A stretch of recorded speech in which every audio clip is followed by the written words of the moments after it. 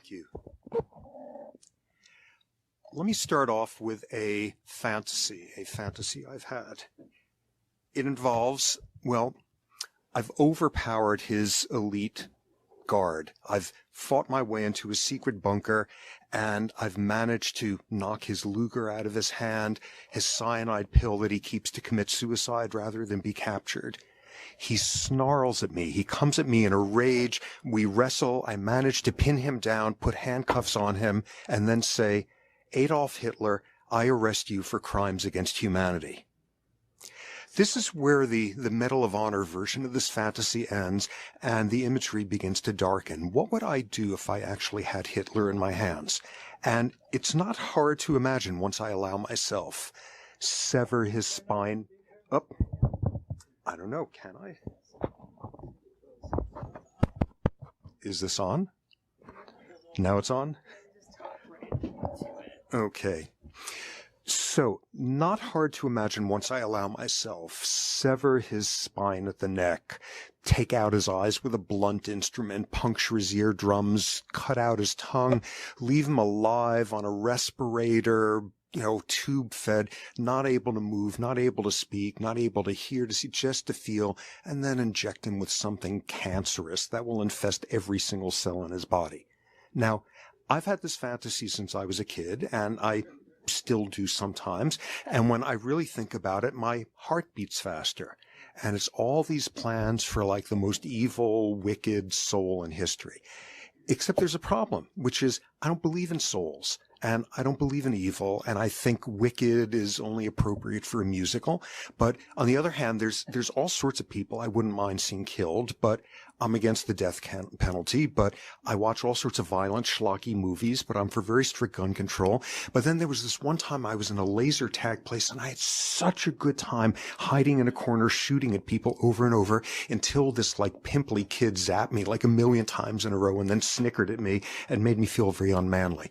So essentially what is obvious here is I'm your typical human when it comes to this extremely confusing topic of violence. Now, obviously, as a species, we have problems with violence. We have used shower heads to deliver poison gas, letters with anthrax, passenger planes as weapons, mass rape as a military strategy. We are a miserably violent species. But there's a complication with that, which is we don't hate violence. We hate the wrong kind of violence. Because when it's the right kind, we leap in, we pay good money to watch it, we hand out medals, we vote for, we mate with the people who are masters at it. When it's the right kind of violence, we love it. And there's an additional complication because amid us being this miserably violent species, we're also a extraordinarily compassionate and altruistic one. So how do you begin to make sense of us, the biology of us at our best moments and our worst moments and all those ambiguous ones in between? Now, one thing that is clear is it is utterly boring to understand the biology of the motoric aspects of your behavior. Your brain tells your spine, tells your muscles to do something, and hooray, you've behaved. What's incredibly complicated is understanding the meaning of the behavior. Because in one setting, firing a gun is some appalling act, and in another, it's an act of like heroic self-sacrifice. In one setting, putting your hand on top of someone else's is deeply compassionate. In another, it's a deep betrayal. The challenge for us is to understand the biology of the context of our behaviors. And that one is really, really challenging. And one thing that's clear is you are never going to really understand what's going on if you get it into your head that you're going to be able to explain everything with this is the part of the brain or the gene or the hormone or the childhood experience or the evolutionary mechanism that explains everything, because it doesn't work that way. Instead, any behavior that occurs is the outcome of the biology that occurred a second before and an hour before and all the way to a million years before. Okay, so to give you some sense of this, okay, so you're in some situation, there's a crisis, there's rioting, violence going on, people running around, and there's a stranger running at you in an agitated state. And you can't quite be sure what their facial expression is. Maybe they're angry, maybe they're frightened, maybe it's threatening. They've got something in their hand that seems like a handgun, and you're standing there and you have a gun and they come running at you and you shoot. And then it turns out that what they had in their hand was a cell phone instead. And thus we ask a biological question: why did that behavior occur in you? And what's really the central point is that's a whole hierarchy of questions. Why did that behavior occur? What went on 1 second before in your brain that brought about that behavior? Now, to begin to understand that, the part of the brain that's at the top of the list of usual suspects is a brain region called the amygdala. You want to think about aggression and think about the brain, you think about the amygdala. If you stimulate the amygdala in an experimental lab animal, you get an outburst of aggression. Humans who have rare types of seizures that start there, rare types of tumors based on the amygdala, uncontrollable violence. If you damage the amygdala, you blunt the ability of an organism to be aggressive. Okay, so the amygdala is about violence. Except if you sit down your typical amygdalologist and ask them what the amygdala is about, that's not the first word that's going to come out of their mouths. Because for most people studying it, what the amygdala is about is fear. Fear and anxiety and learning to be afraid. In other words, we've just learned something very interesting, which is you cannot understand the first thing about the neurobiology of violence without understanding the neurobiology of fear. And a world in which no amygdaloid neuron need be afraid, there'd be an awful lot more of us sleeping between lions and lambs. Now, the thing to begin to make sense of with the amygdala is what parts of the brain does it talk to and which regions talks to it in turn. Now, next region that is incredibly interesting is called the insular cortex. Now, the insular cortex is in fact incredibly boring if you're a lab rat or any other mammal on Earth, because it does something very straightforward. You bite into a piece of food and it's spoiled and rotten and fetid and rancid and all of that. And what happens is, as a result, your insular cortex activates. And it triggers all sorts of reflexes. Your stomach lurches, you gag, you spit it out, you have a gag reflex. Very useful. It keeps mammals from eating poisonous foods. And you do the same thing with human. Get a nice human volunteer who inexplicably is convinced to bite into this food that's rancid and disgusting, and they're in a brain scanner and their insular cortex activates. We do something fancier. All we have to do is think about eating something disgusting and the insular cortex activates. But then something much more subtle.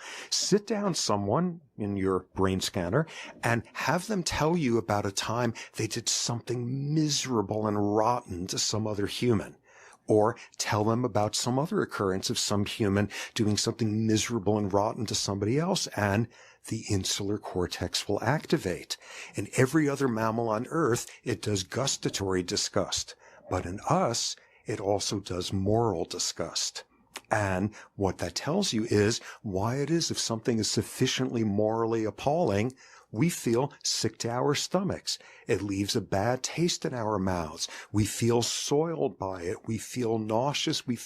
Because our brain invented this symbolic thing of moral mores and standards some 40, 50,000 years ago, and didn't invent a new part of the brain at the time. And instead, there was presumably some sort of big committee meeting, and they said, okay, moral disgust, there's that insular that does like food disgust. Okay, it's in their portfolio now. Give me some duct tape. The insular cortex is now going to do moral disgust as well, and it has trouble telling the difference. And no surprise, the main part of the brain the insular cortex talks to in the human brain is the amygdala, because once it decides this thing is disgusting, you're a couple of steps away from it being scary, it being menacing, it being something you need to act against. Now, in lots of ways, it's very cool the insular cortex does this, because suppose you see some moral ill that needs to be cured, and some of the time that can take enormous self-sacrifice. That could take the ultimate sacrifice in some cases. And if moral outrage was this abstraction, this sort of distanced sort of state, it would be hard to pick up a head of steam to really be able to act against it. The viscera, your stomach churning, that's where the force comes to make a moral imperative. That's great. But then there's a downside, because The insular cortex is not very good at remembering it's only a metaphor that you were feeling disgusted. And suddenly you have that whole problem of the world of people who are disgusted by somebody's behavior, which in somebody else's eyes is just a normal, loving lifestyle. Disgust is a moving target in time and space. And there's the danger to decide that being morally disgusted by something is a pretty good litmus test for deciding between right and wrong. And we sure know all the ways in which that can get you into trouble. And probably most of all, every ideologue in history has had a brilliant intuitive feeling for how the insular cortex works, which is if you can get your minion to the point that when you talk about them living in the next valley, them who think differently than you, who pray differently, who love differently, if you can get your followers to the point that when you invoke them, insular cortex activate because there's something just disgusting about them, you're 90% of the way towards pulling off your successful genocide. A key to every good sort of genocidal movement is taking them and turning them into being such infestations and malignancies and whatevers that they hardly even count as human anymore. Okay, so we've got this sort of axis between the insular cortex and the amygdala. Meanwhile, we've got the most interesting part of the brain, far and away, a region called the frontal cortex. Frontal cortex, I've just wasted the last 35 years of my life studying a part of the brain called the hippocampus, which is kind of interesting and like it's done well by me and I've been, that sort of, but I wish I'd been studying the frontal cortex. It's the most recently evolved part of the human brain. We've got more of it than any other species on Earth. And what does it do? The frontal cortex makes you do the harder thing when it's the right thing to do. And impulse control and gratification postponement and long-term planning and emotional regulation. And what does the frontal cortex spend an awful lot of time doing? Sending inhibitory projections down to the amygdala, hoping to race there in time to say, wait a second, are you sure that's really a handgun? Wait a second, I wouldn't do that if I were you. I know this seems like a brilliant idea right now, but believe me, you are going to regret it. The frontal cortex very often racing to try to control the amygdala. Now, there's this picture of the frontal cortex. All it does is occasionally go slumming down to the amygdala and preach to it about like temperance or whatever. But in fact, there's bidirectionality. The amygdala has plenty means to talk to the frontal cortex. What's that about? Every time we're in a moment of extreme aroused state and we make a decision that is hideously stupid and disastrous that seems brilliant at the time because that's the frontal cortex being marinated in what's down below. In other words, there's this very tempting view that the frontal cortex most recently evolved. It's this gleaming, shining, computer-like part of our brain. It's sitting there just marinating in all the emotive yuck going on underneath. It's bidirectional communication. Now, finally, in terms of making sense of this frontal cortex, the whole notion of doing the harder thing when it's the right thing to do is a value-free judgment. What do I mean by this? Sometimes you have to have an incredibly strong, aerobically studly frontal cortex to resist the temptation to lie. And that's at the centerpiece of some of the most important sort of crossroads in our lives. However, once you decide that you are going to lie, you need your frontal cortex to do it effectively because it's your frontal cortex that says, okay, remember, don't make eye contact. Don't use this right cheek muscle at that point because you're going to be tempted to twitch. Keep your voice under control. It could take an enormous amount of discipline to go and effectively make the world whole and a better place. But it can also take an awful lot of discipline and staying up late and studying to be effective at ethnically cleansing villages. The frontal cortex is value-free in that sense. Okay, so we've gotten a sense of a couple of the brain regions here that are pertinent. So that's what's going on in 1 second before. But no brain is an island, and what we now have to do is take a step back. So what was going on in the seconds to minutes before in the sensory environment, which triggered that amygdala to do this or that frontal cortex to do that? What are the stimuli that are coming in there? Now, obviously, in this scenario, we have the sight, the sounds of this rioting perfectly pertinent to making sense there. But then there's a whole world of sensory stuff going on that's subliminal, that you hardly even know is there. And if you did, not in a million years would you think it's pertinent. For example, when you have to make split-second decisions, you are more likely to mistake a cell phone for a handgun if the person holding it is male, is large, is of another race. Your brain processes that in 50 milliseconds. That is 1/20th of a second. Your brain is already distinguishing that incorrectly. Why is that? That turned out to have a really interesting piece of the wiring of the amygdala. Okay, so suppose you look at somebody and there's something in their hand that's either a cell phone or a handgun. So what happens? The information goes from your eye to this way station of the brain and eventually gets to your visual cortex. And a first layer there sits and spends some time and figures out what the pixels are. And then the second layer turns the pixels into lines. And then the next layer turns the lines into curves. And eventually you got a four-dimensional sort of picture of whatever. And then eventually some neurons in your cortex says, oh my, I believe that's a handgun, and let's go wake up the amygdala and let it know about it. That's the simple part. It turns out there's a shortcut. The very first way station where sensory information comes in shortcuts directly to the amygdala. In other words, the amygdala knows there's a handgun while your visual cortex is still futzing around with the pixels there. That's very good. That's very helpful that it gets that information quickly. But it turns out you need all those computational layers in your visual cortex to tell what's there accurately. In other words, the amygdala gets sensory information that's very emotionally aroused before your conscious cortex does, and the accuracy is not great. And thus, if you're tired, if you're hungry, if you're in pain, if there's a bad smell around, if any of those things are happening, you are biasing the amygdala towards mistaking a neutral facial expression for a threatening one, mistaking a cell phone for a handgun, all of that occurring in the seconds before. Okay, but now we need to take a step further back. What about hours to days before? How was that affecting how sensitive you are to sensory information, which then talks to your amygdala and the cerebral cortex, all of that? What we've moved into here is the realm of hormones. In that regard, amid a gazillion hormones that are pertinent, two of them stand out above all others. First one, the inevitable usual suspect hormone that's got to be pulled in at this point, which is testosterone. Okay, what is testosterone about? Testosterone is the reason why males in every culture and every species on Earth are such pains in the asses. Testosterone testosterone does not cause aggression.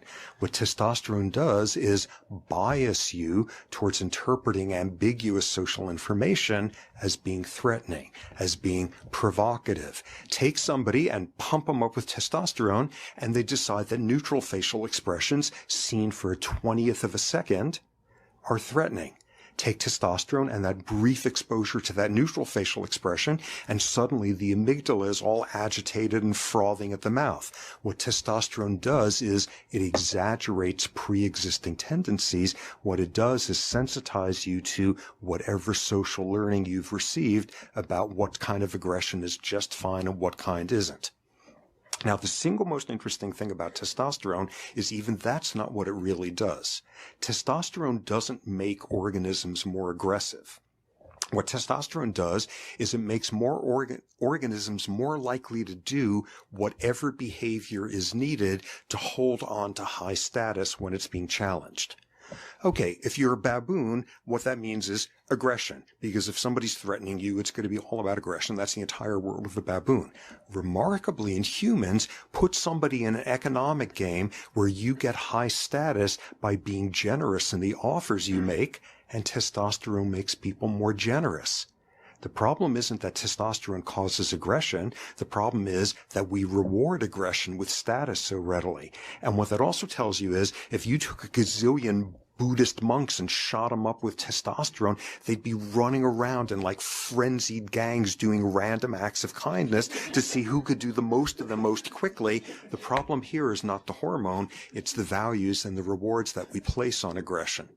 Okay, meanwhile, in that span of hours to days, the other hormone that has just as undeserved of a reputation, but in the opposite direction, is this hormone oxytocin.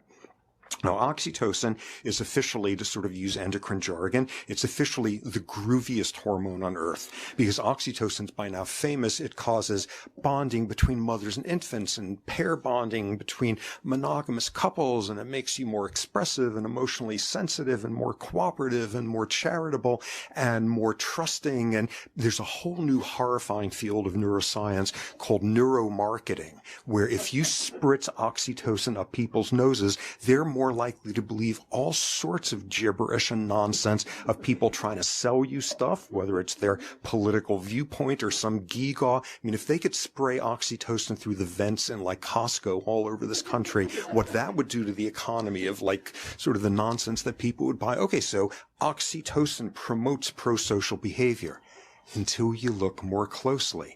And what recent work shows is that's exactly what oxytocin does. It makes you much more cooperative and generous and charitable and all of that with people who you categorize as being just like you. It makes you more pro-social towards in-group members. And when it comes to out-group members, it makes people more xenophobic and more preemptively aggressive and less cooperative. And the greatest study showing this was a couple of years ago. And this was a group in the Netherlands where they got their usual sort of lab rats, which was college volunteers from some like university there. And what they did was they gave everyone the standard classic problem in philosophy, the runaway trolley problem. Is it okay to sacrifice one person, push him in front of a runaway trolley to save 5? And there's a whole world of research done on that. So they sort of established the baseline levels at which people would be willing to push somebody to save 5. Now what they did was they gave the person they were pushing onto the track a name. A third of the time, the person would get a name that apparently is just like your stereotypical Dutch name, Dirk or Peter or something like that. A third of the time, or the remainder of the time, either of the two groups that people in Holland tend to have a lot of out-group hostility towards. Germans, oh, that's right, World War II, or people with Muslim names. So now you've got the scenario, do you push Dirk in front of the trolley? Do you push Otto in front of the trolley? Do you push Mahmoud in front of the trolley? And what they show is give people oxytocin and they're less likely to sacrifice Dirk, whereas they can't leap fast enough to push Wolfgang and Mahmoud. They're under the tracks. Oxytocin doesn't make us nicer. It makes us nicer to people we're already predisposed towards being nice to. It exaggerates us-them contrasts. Okay, so now stepping back further, how about weeks to months before?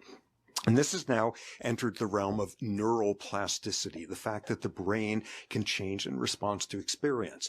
And for example, if you've now just spent these last few months mired in trauma and stress, your amygdala will have grown larger. It will have formed new connections. The circuits there will be more excitable, and your frontal cortex will have become more sluggish and atrophied. In other words, at that critical moment, the amygdala is in a more hysterical, hyperreactive state, and the frontal cortex has that much less capacity to get there in time and say, wait a second, are you sure before you pull the trigger there? You can see that changing. Okay, but stepping back even further, now going back years, decades, how about adolescence? What going on in adolescence is relevant now to this 1 second of whether or not you're going to pull that trigger. And the central fact of the adolescent brain is that all of the brain is going full blast, fully mature, except for the frontal cortex, which is still half-baked at that point. Amazingly, the frontal cortex, it's the last part of the brain to fully mature. It is not fully online until you are about 25 years old, which explains an enormous amount of freshman year in college. It's the last part of the brain to fully mature. What does that mean? It means adolescence and early adulthood is the time of life where environment and experience are sculpting your frontal cortex into the adult version you are going to have in that one critical moment there, deciding what the outcome is. What that also tells you is if this is the last part of the brain to fully mature, it's the part of the brain least shaped by genes and most shaped by environment. Okay, but now stepping even further back, how about back to your childhood, back to your fetal life, obviously pertinent because that's when your brain was being constructed. But what people also have learned in recent years is experience during that period causes changes. Jargon in the field, epigenetic changes, causes permanent changes in some genes and parts of your body are turned on forever after. Other genes are turned off for lifetime consequences. In other words, childhood matters. This is one of the molecular mechanisms by which childhood matters. And as a very pertinent example of that, if you have spent your fetal 9 months being just bathed in high levels of stress hormones from mom's circulation because she is extremely stressed, as an adult, thanks to epigenetic changes during your fetal life, your amygdala is going to be hyperreactive. And you're going to secrete higher levels of stress hormones, which makes the amygdala even more reactive and makes the frontal cortex sluggish. So events back in fetal life. But going back even further, back to when all you were was a fertilized egg and a bunch of genes. Now, obviously, genes have tons to do with everything here, but here is the great temptation to decide that genes are determining anything. Genes determine essentially nothing when it comes to behavior because genes work differently in different environments. And the most pertinent example here is a gene called monoamine oxidase A, MAOA. Do not even dream of writing that down. But MAOA comes in a bunch of different flavors, a bunch of different variants. And if you have one particular variant, you are very significantly more likely as an adult to commit antisocial violence. If and only if you were abused as a child. If you weren't, having that gene variant has zero increase in your risk factor. It's not your genes, it's the way the genes interact with your environment. And thus, starting with fetal life, the interactions between genes and environment are going to shape enormously what state your brain is in that one critical second now of do you pull the trigger or not. Okay. But you got to go even further back, past you as a single organism. How about your ancestors? What were they up to? For example, if your ancestors were pastoralists, people wandering deserts and grasslands with their herds of camels or cows or goats, the odds are they would have invented what is called a culture of honor. High levels of retributive violence, clan vendettas, warrior classes. That's the whole world of if they come and take your camel and you do nothing about it, the next day they'll come and take your entire herd and your wives and daughters too. Clan violence going on for centuries. And what is clear is if your ancestors were of a culture of honor centuries later, that's still influencing the values with which you were being raised, including within moments of birth, how often mothers are holding their children. So centuries worth of that. Okay, but steps further back, where are the cultural differences coming from? From ecosystems. One example of that. You look at people living in deserts, and historically, they're likely to come up with monotheistic religions. Look at people in rainforests, and they come up with polytheistic religions. Look at people in East Asia who live in flat plain areas, and they grow rice, which requires collectivist farming, and you get a very collectivist mindset about cooperation. Get people in the hill countries there, and they grow wheat, which is done in individual families, and you get the same individualistic mindset that you get in people living in Manhattan. All of it ecologically shaped. But then we got to go even further back, because if you're talking about genes anywhere along the way, you're talking about the evolution of the genes. And what you wind up seeing is evolution has sculpted different primate species into having different characteristic levels of aggression. Some primate species have virtually none. At another extreme, immensely high levels. And there's all sorts of biological traits that go along with the two extremes. And what about us? We're somewhere right in the middle between the two extremes. Okay, so in other words, if you want to understand why did this behavior occur, you've got to take into account everything from 1 second before to 1,000,000 years before. Okay, so what do you conclude from that? Ooh, it's complicated. Okay, that's very useful, but how about, ooh, it's complicated, and you better be real careful and real cautious before you decide you understand the causes of a behavior, especially if it's behavior that you judge harshly, because things can really go wrong with the wrong attributions, and we have a very dark, stained history of that occurring precisely for those reasons. Now, for me, when I look at all of this information, the single thing that I find to be most important has to do with change. Every single biological fact that I've given along the way here is subject to change over time. Ecosystems change. Thousands of years ago, the Sahara was a lush grassland filled with hippos and giraffe.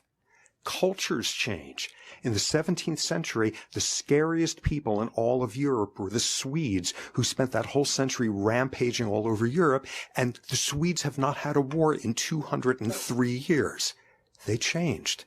And most of all, brains change. Circuits form, neurons weaken, patterns grow, parts of brains expand, and as a result, people change. And they could change extraordinarily. Some examples of it. Change in people that can occur over the course of decades. A man who moves me enormously, a man by the name of John Newton. He was a British theologian. He was a leading abolitionist, played a central role in the banning of slavery at the beginning of the 1800s in England. John Newton spent the early decades of his adult life as the captain of a slave ship. And after he retired from that, he spent decades as a local parson still investing in the slave trade and growing rich from it until one day something changed in him. Something changed, and he celebrated it in the thing that he is most known for historically in a hymn that he wrote, Amazing Grace. Another example. A man named Zenji Abe, who on the morning of December 6, 1941, was the lead pilot in one of the bombardier squadrons that took off from an Air Force base in Japan and attacked Pearl Harbor. He was one of their star pilots. He led one of the divisions there, and 50 years later to the day, as an old man, he came towards a ceremony at Pearl Harbor commemorating it. As an old man came forward in broken English and apologized to some of the elderly survivors on the ground there, and spent the rest of his life close with some of them. Think about that transformation. If one of those men that he befriended had become a captive of his during World War II, he might have happily walked him to death in the Bataan Death March. And if he had been a captive of one of those American men who had killed him, he might very well have taken his skull as a souvenir, which was a standard thing done in the Pacific during World War II with dead Japanese. And instead, 50 years later, he's writing a letter to that man's grandchildren, consoling them when Grandpa has died. Change can occur even faster, over the course of hours. And the example that just mesmerizes me was the first winter of World War I, the Christmas truce of 1914. Powers that be had worked out a truce that was supposed to go for a couple of hours, and the idea was along the trenches of France, people would be able to come out and retrieve bodies from no man's land and go and bury them. So German and British troops came out and retrieved bodies. And soon, they helped each other carry the bodies. And soon, they helped each other dig graves in the frozen ground. And then they prayed together over the dead. And then they shared Christmas dinner. And then they exchanged gifts. And by the next day, they were playing soccer together up and down no man's land and exchanging addresses to get together and see each other after the war was over. And those truces went on for 2 to 3 days until the officers had to arrive and threatened to shoot these men unless they went back to killing each other.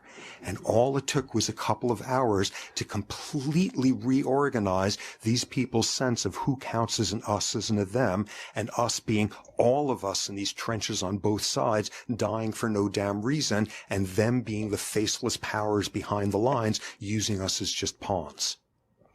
And sometimes change can occur in the course of seconds to minutes. Now, historically, probably the single biggest horror in terms of American consciousness from the Vietnam War was the My Lai massacre. A brigade of American soldiers went into an undefended village full of civilians and killed between 350 and 500 of them, gang raped women and girls beforehand, mutilated bodies, utterly nightmarish because it occurred. Because the U.S. government covered it up for as long as possible, because ultimately they just did slapping of a few wrists, and because it was not a singular incident, it was one of the nightmares of the Vietnam War. The My Lai massacre was stopped by one man, a man named Hugh Thompson. Thompson was piloting a helicopter gunship, flying over the village, and was seeing American soldiers firing activity. Oh, they're under attack by Viet Cong, landed there, got out, and was viewing the incomprehensible sight of American soldiers shooting elderly women, digging out babies from underneath the bodies of their mothers and shooting them, and figured out what was happening. And Hugh Thompson got into his helicopter and in the course of minutes undid every bit of training he had had as to who is an us and who is a them. He took his helicopter, landed it between the last group of surviving villagers there and American soldiers coming at them with their weapons, landed his helicopter and turned his machine guns on the American soldiers and said, "If you do not stop, I will mow you all down." And what is most important to me is none of these guys had fancier neurons than any of us. Same neurotransmitters, same genes, same enzymes, no fancier than any of us. What I think we're left with here at the end is a version of like that inevitable, exasperating cliche, those who don't study history are destined to be able to repeat it. What we have here, I think, is the opposite. Those who don't study the history of extraordinary human change, and those who don't study the science of how we more readily go from the worst of our behaviors to the best ones, are destined not to be able to repeat unbelievable, magnificent moments like these. So let me stop at this point, and if there's any questions.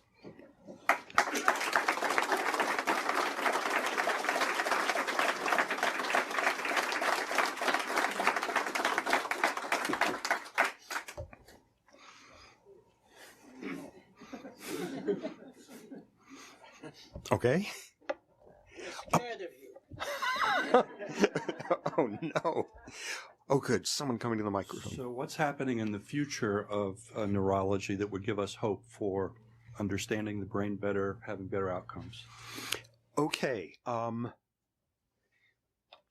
me just take this book here that I happen to see sitting here. Let's see. I haven't read this yet, but I skimmed it for the picture. Okay. Here's one figure. I don't know if you could particularly see it on the left page. It's a whole bunch of graphs, and the whole point is it's a bunch of graphs that are doing like this for a long stretch, and then suddenly they do that. What those are the number of publications by year in various topics I talk about. For example, at the top one, 2002, 2006, 2010, 2000, the number of papers in the medical literature concerning the topic of oxytocin and trust. Everything about it has been learned in the last 10 years. Here we have brain and aggression. 1985, there were essentially 0 papers published. By the last decade, more than 2,000. Every single one of these, the vast majority of what we've learned has come in the last whatever short amount of time. We're only a couple of hundred years into understanding that epilepsy is a neurological disease and not demonic possession. We're only about 50 years into understanding certain types of learning disabilities are due to micro malformations in the cortex in people with dyslexia, and it's not laziness or lack of motivation. The vast majority of these factoids are 10, 20 years old, and all that's going to happen is we're going to learn more and more of that stuff. And what we're going to learn more and more is to recognize the extent to which we are biological organisms, and our behaviors have to be evaluated in that realm. For my money, what that eventually does is make words like soul or evil utterly absurd and medieval, but it also makes words like punishment or justice very questionable as well. I think it will require an enormous reshaping of how we think we deal with the most damaging of human behaviors, because none of it can be thought of outside the context of biology. Well, you did mention Richard, the Buddhist, but I have a sense that in my life, at least, I've been exposed to a number of techniques for creating people that are like that.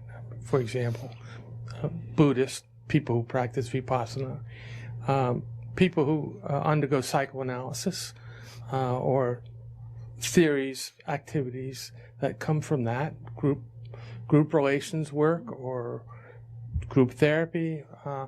There are tools that have that effect.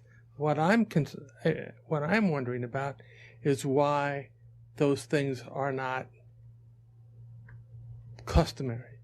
They're not institutions. I mean, we don't have, for example, UDC doesn't have a program to cause people in the community to meet together. There are packages that can do that, but it doesn't happen. And why is that? Well, the easy punchline is because they're usually really hard to do. One example that comes to mind, okay, so you've got conflicting groups that for decades, for millennia, have had us-them dichotomies in their head, have been at each other's throats. And for decades, this notion has been floating around among psychologists, something called contact theory, which is if you bring people from hostile opposing groups together and they get to know each other, they're going to recognize, hey, we're all the same there, and it's going to be wondrous, and we're all going to be like singing Kumbaya, and this is going to be terrific. And that's been the motivation for all sorts of these programs, taking Palestinian and Israeli teenagers and putting them in summer camps, Irish kids, Northern Irish Catholics and Protestants, all of those endless versions of these. And what that extremely large literature has shown by now is when it works right, it absolutely reduces intergroup conflict, can cause lasting changes in perception where people could generalize it beyond not just, ooh, now I know there's one Israeli guy I know who's actually a good guy, can generalize even to other groups of them. Nonetheless, most of the ways in which you set those settings up wind up making things worse because it's very narrow domains where these things, you've got to get everybody on equal grounds. They have to have shared goals. They have to have an absence of any symbols that are viewed as provocative. And if you have it anything other than that, you're going to make things worse. In other words, none of these things are done easily, but they're all workable. That's a question. You talked about the critical time of adolescence in the development of what we consider right and wrong. And how do you address the generation of coming up that have been just inundated with violence within their media, within their video games that they play, and it sort of desensitizes them to acts of violence? Okay, I, as a parent, am absolutely horrified by all that stuff and can easily go off onto a rant about all the bad consequences of it. And I could find papers now that are looking at video violence and the desensitizing effects. And if I really feel like going down to like the second sub-basement in sort of the Stanford Medical Library and pull out journals from the 60s, and there are the exact same papers there where all you need to do is replace the word television with video games. Television, radio violence in the 1930s with like detective stories of who knows what. Every single generation has wrestled with this. And when you go through the massive literature looking at each new incarnation, what you see is, on the average, all of those forms of violence cause a short-term burst in violent behavior in individuals. It disinhibits it. But in terms of whether it has long-term consequences, in every one of those realms, you get a very familiar punchline. Violent media makes aggressive individuals more aggressive. It has no effects on anybody else because what it does is legitimizes and habituates and disinhibits individuals who already have the predisposition towards. Just like testosterone, it does not invent aggression. It exacerbates pre-existing social tendencies towards it.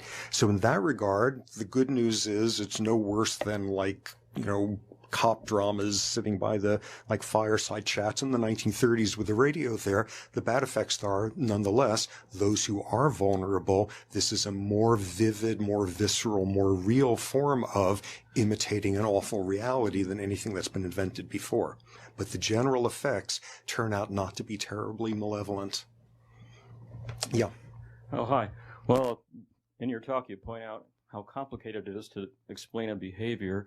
And, the example you use, well, you could put that person with the, trying to figure out if the thing in the hand was a gun, could be obviously a police officer. I mean, it could be anybody in that situation. And a lot of neuroscience has been brought into the courtroom. I mean, for that matter, it's been brought into the classroom, too, to try to, use a brain scan to explain something. But I wondered, in particular in the courtroom, where do you see that headed, where people are bringing brain scans and says, well, the brain, my brain made me do it rather than me or whatever? Great question. insanely contentious field. There's some very scary, smart people I've had to argue with at times, sort of taking the viewpoint that neuroscience is nowhere ready for prime time yet for its appearance in courts. Just to give you a sense of where neuroscience plays a role in the American criminal justice system, the gold standard for deciding that somebody who has committed a crime is so organically impaired that they can't be held responsible for their acts is if they basically cannot tell the difference between right and wrong, which is usually a way of describing extreme sort of schizophrenic psychosis. This is something called the McNaughton rule, and was based on an individual, almost certainly a paranoid schizophrenic, who, delusionally hearing voices, attempted to assassinate the Prime Minister of England in 1840. That's the legal standard in the United States based on neuroscience from 1840. I mean, I don't think horses even evolved brains at that point. And that's the basis by which the legal system works. The area that the legal system in the United States has incorporated exactly zero neuroscience is the realm of volitional impairment. The realm of people who do know the difference between right and wrong, who nonetheless cannot regulate their behavior. Where is that? That's when you see damage to the frontal cortex.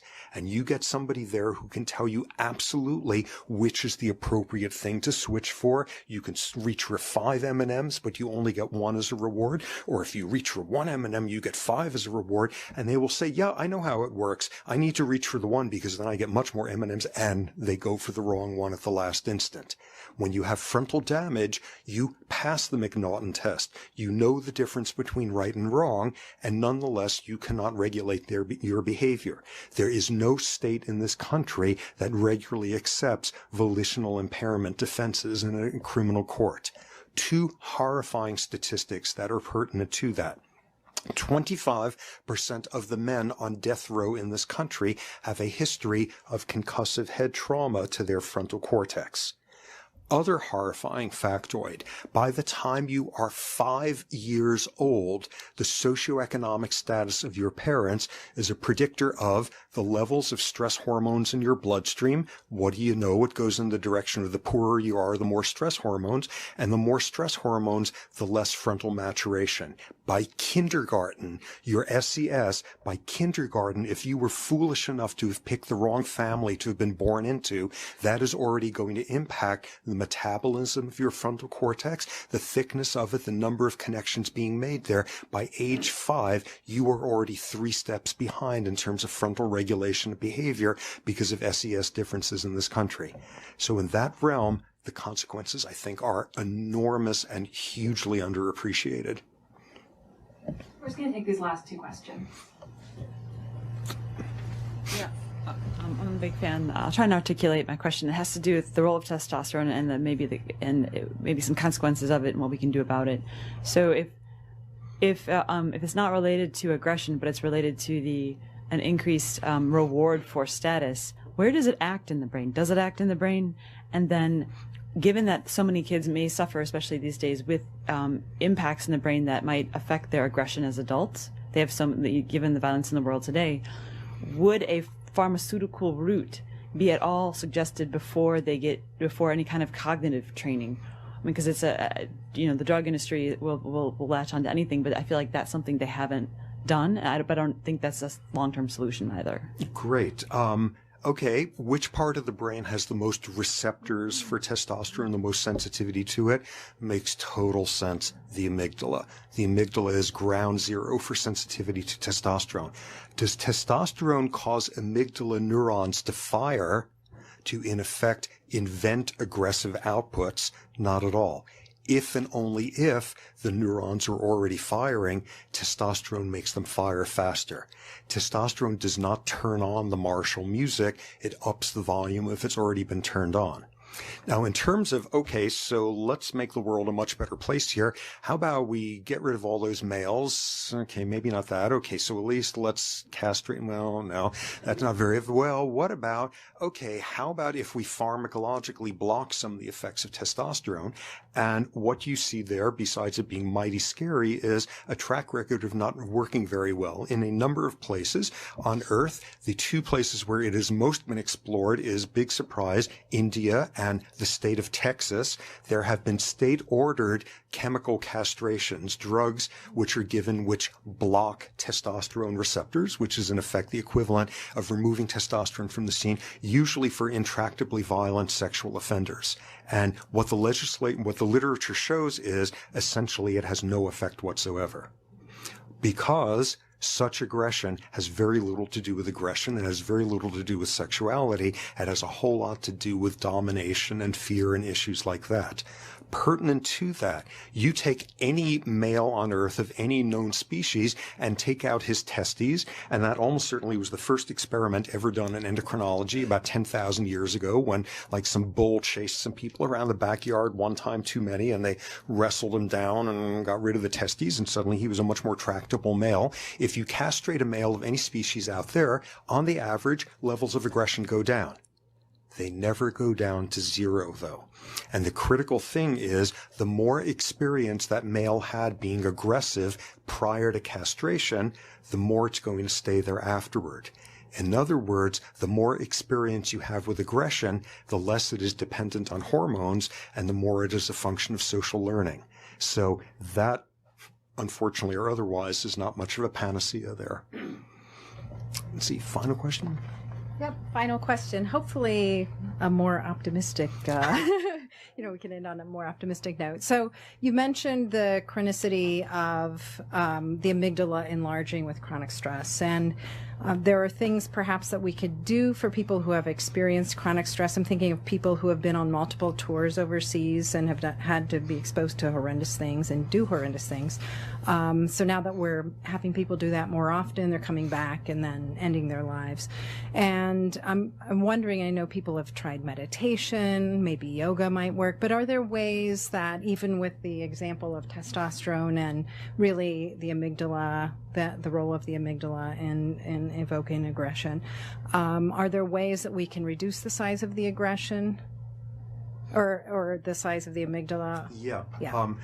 The realm where that's been most studied is with PTSD, combat trauma PTSD, and sexual violence PTSD, where you see with the PTSD there, you get expansion of the amygdala. It becomes hyperreactive. It is overgeneralized into it being a terrifying world out there. My lab for a while was doing some gene therapy work on trying to protect the amygdala from stress hormones in ways that, like as a circus trick, was kind of useful, but is not going to help a mammal anytime in the next century or so. My sense from sort of the clinicians I've spent my time around is that PTSD is not really anything that's ever cured. People learn how to manage it, how to contain it. There is no clear biological cure for it. But something fascinating and horrifying has emerged in the literature in recent years. What is PTSD about? It's obvious to anyone out. It's fear, it's terror, it's the trauma of people trying to kill you, of watching your buddies killed around you left and right. It is anchored in fear and the fear of the violence that may harm you and those who you love.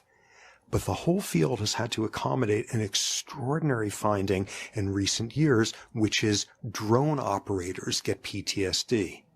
They get PTSD at the same rate as do warriors out in the battlefield.